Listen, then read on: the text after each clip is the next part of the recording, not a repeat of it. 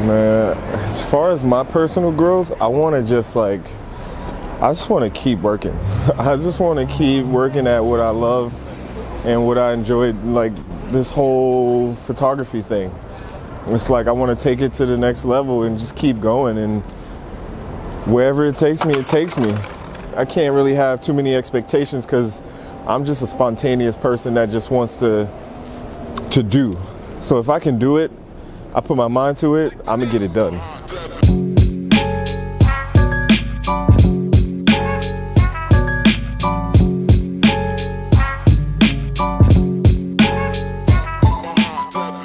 I didn't know what being a creative meant or being an artist meant. I just knew that I wanted to do something to express that. And so I got introduced to a camera. My first digital camera was like a Canon T2i. And I pretty much took that everywhere I went and shot people, shot shows. And I was like, damn, people would be like, yo, you got an eye, you should do photography. And I was like, all right, cool. So I just shot. That's it. I just kept shooting. It got better and better over time, and you know, forms of photography changed. I went to film instead of doing digital, and that's where it all came into play. I got a lot of like structure and discipline from working at Milk Studios. I wanted to learn kind of like the basics of photography. I never went to school for it. It was just something that I just picked up. So working at Milk was kind of like being paid to get an education in photography. It taught me that I was a problem solver. I knew I was a problem solver, but I had no idea that I could be so quick with it in solving a problem, or you know, just trying to figure something out. And you know, that place, it embraced me, and then you know, I took advantage of just being there and learning the basics of things, you know.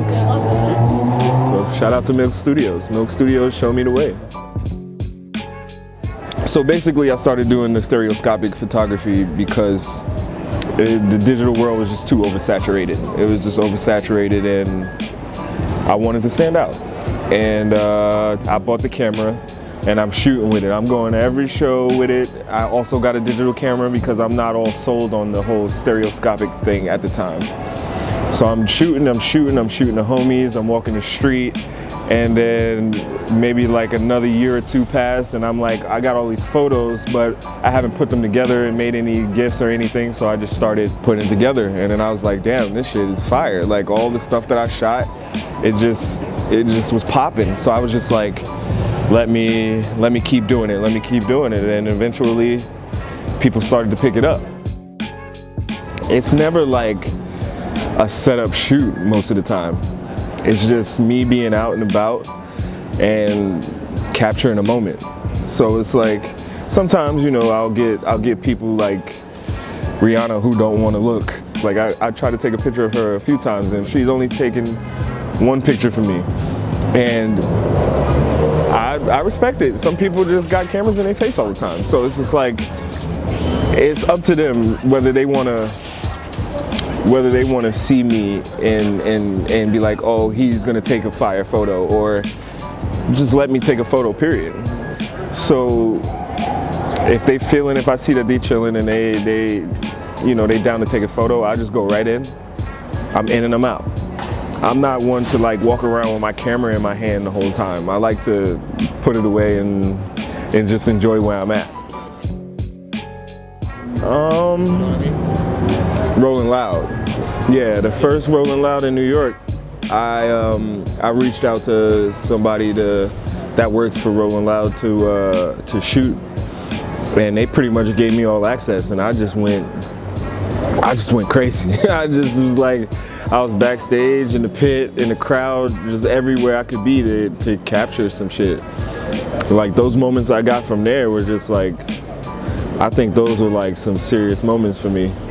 And even being backstage, just seeing people walking around, and I'm like, you know, I'm just gonna capture them just chilling, and you know, just in that environment where all these artists are just like in one little space.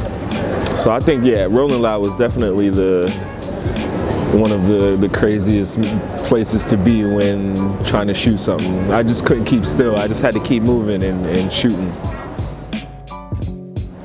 Pretty much myself.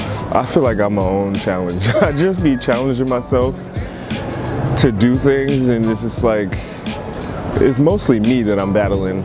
I'm my own biggest critic. Like, I collect photos and don't care to show anybody, pretty much. And people are always like, yo, you should put this out, you should put these out. And I'm like, I don't want to, because I don't want to oversaturate myself. And with this form of print and photography that's been around since the 80s, I don't want to make things seem like I'm just trying to build this trend and it dies. I want it to be something that I do and people come back to and be like, yo, his work is still fire. So the challenge is just getting past myself and you know, just raising my limits whenever I think that I can't go any further. I don't think I've reached my height yet. I'm still going, still got time.